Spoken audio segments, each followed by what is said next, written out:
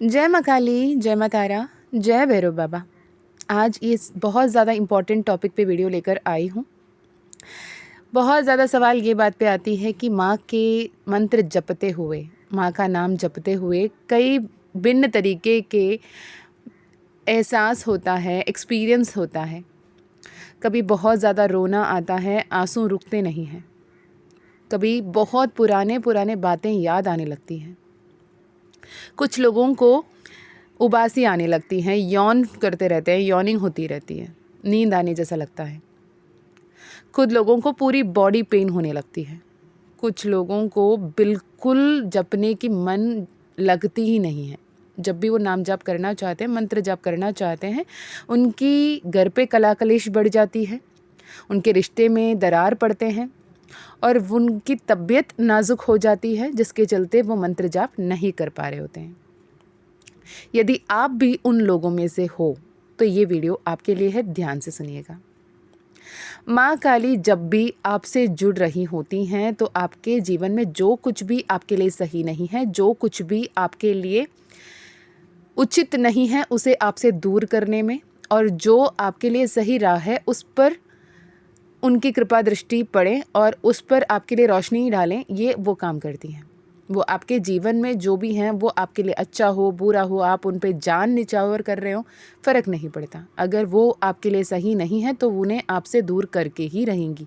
वो आपकी आदत हो सकती हैं, वो आपके रिश्ते हो सकते हैं, वो आपके जॉब हो सकता है, कुछ भी हो सकता है। पर माँ अगर आपसे जुड़ती हैं और आपके घर पे कला कलिश होता है जिसकी वजह से आप मंत्र जाप नहीं कर पा रहे हो, तो मन ही मन मंत्र जाप कर लो।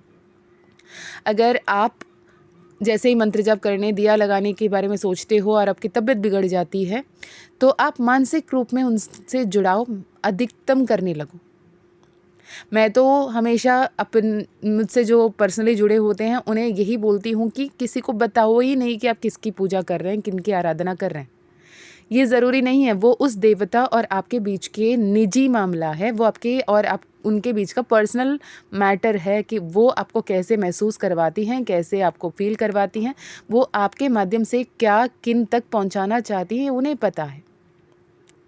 पर सबसे बड़ा प्रॉब्लम तब आता है कि जब भी आप अगर देवता की पूजा करने लगते हो, उपासना करने लगते हो, साधना करने लगते हो, तो आप सबके सामने ये बता देते हो कि मैं इनको पूजती हूँ, उनको पूजता हूँ, मुझे इनकी पिक्चर चाहिए, इनकी ये चाहिए, इनकी वो चाहिए, मैं ऐसे दिया जलाऊंगी, मैं किसी के साथ खाना बैठ के नहीं खाऊंगा, मैं मतलब अपने मैरिड लाइफ में दूर रहने लगूंगा, सेलिबेसी फॉलो करने लगूंगा, ये है वो है, जो भी आप करने लगते हो जिसकी वजह से विघ्न प्रदान होता है और आपके और देवता के बीच की कम्युनिकेशन जो है, जो रिश्ता जो है, उसमें कुछ ना कुछ ऑब्स्टिकल्स क्रिएट होती है बाहर के एनर्जीज़ और एंटिटीज़ की वजह से।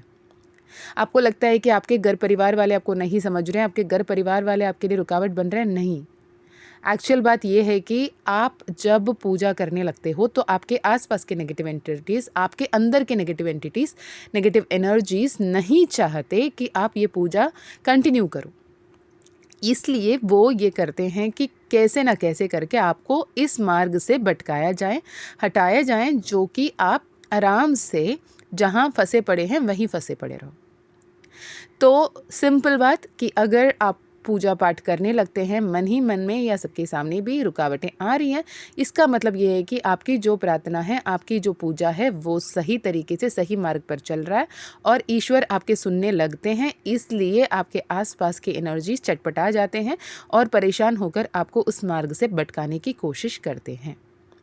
तो शांत रहें, पॉजिटिव रहें, अच्छे अच्छे बातें सोचें, खुद से अच्छे अच्छे बातें करें, हर किसी से अच्छे अच्छे बातें करें, ईश्वर से सही तरीके से कम्युनिकेट करें और मानसिक रूप से उनसे जुड़ें। किसी को ये ना बताएं कि आप कौन सी देवता की कैसे मंत्र, कौन सा मंत्र कितना बार जप के पूजा करते हो, कब दिया लगाते हो, कब नहीं लगाते हो। इवन मैं भी जब भी आप लोगों से शेयर करती हूँ, मैं मात्र उतना ही बताती हूँ जितना मुझे बताने के लिए माँ काली कहती हैं। काफ़ी लोग आप मुझे भी मैसेज करते हो कि आप माँ काली से कैसे जुड़ते हैं।